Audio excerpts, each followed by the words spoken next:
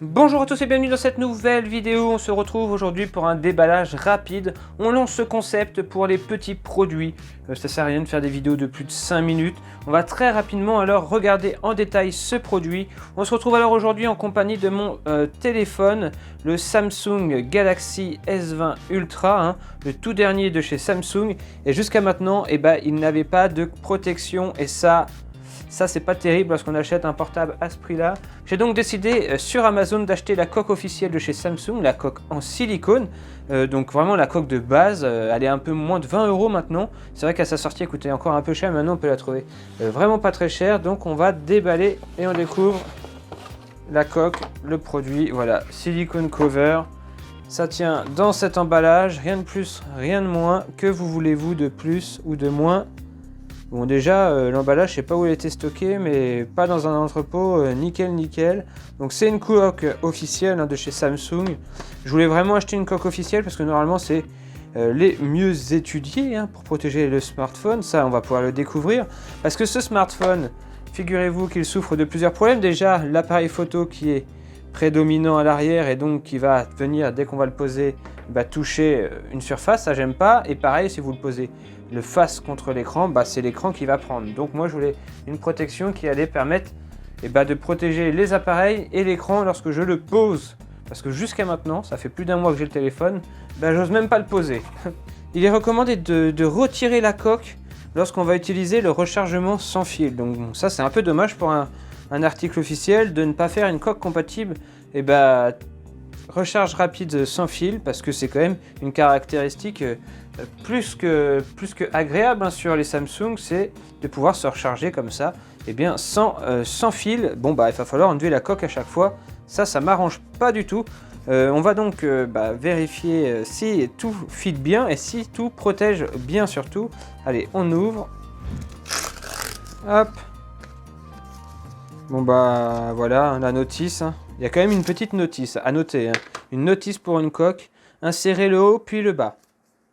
Ok, c'est toujours bien de le savoir. On va donc regarder le produit. Donc là, est-ce que ça surélève? Ah oui, il y a un petit bord là qui surélève un tout petit peu l'appareil photo. Je ne sais pas si vous allez voir, mais il y a un léger déport. Donc ça c'est intéressant. Et est-ce que il y a un léger déport aussi au niveau de l'écran? Ouais. Regardez au niveau de l'écran aussi, bim, ça rebique un peu. Donc normalement, une fois que le téléphone est dedans, ça devrait être pas mal. On a un petit QR code là qui va servir sûrement à des infos sur le produit. L'intérieur c'est un peu plus dur, avec un plastique un peu différent, ce qui rend la coque un peu rigide quand même. C'est pas une coque souple, elle est un tout petit peu rigide, donc ça on apprécie. Ça permet un peu plus de protéger. Et sinon, franchement, que dire de plus? Très bonne qualité de fabrication pour cette petite coque en silicone. Donc on enlève, hop, le petit. On prend le smartphone et on fait exactement comme ils nous disent. Le haut, puis le bas. Puis voilà.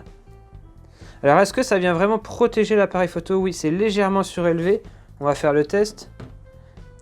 Ouais, ça m'a l'air de se reposer quand même sur l'appareil photo, c'est pas mal. C'est pas mal du tout. Par contre, c'est un attrape-poussière. Les coques en silicone comme ça, c'est attrape-poussière totale. Et ça déborde bien sur ici. Donc normalement, si on pose le téléphone comme ça, c'est surélevé. C'est plutôt correct.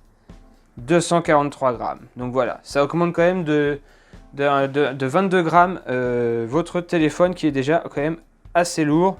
Mais ça vient quand même protéger et prendre la poussière. Voilà, sachez-le, la coque en silicone, elle protège, mais elle prend beaucoup la poussière. C'est un vrai nid à poussière. Mais ça ne dénature pas le style du téléphone. Elle n'est pas très épaisse, donc ça c'est cool. Je voulais pas d'une grosse coque qui allait venir vraiment grossir tout bêtement le téléphone. Les boutons sont parfaitement opérationnels, vous l'imaginez bien, c'est fait pour. Je vois pas pourquoi tout ça ne marcherait pas alors que c'est du Samsung. Bon vous savez quoi? Au travers de mon téléphone, je vous dis à très vite pour une prochaine vidéo. D'ici là, comme toujours, portez-vous bien. Ciao!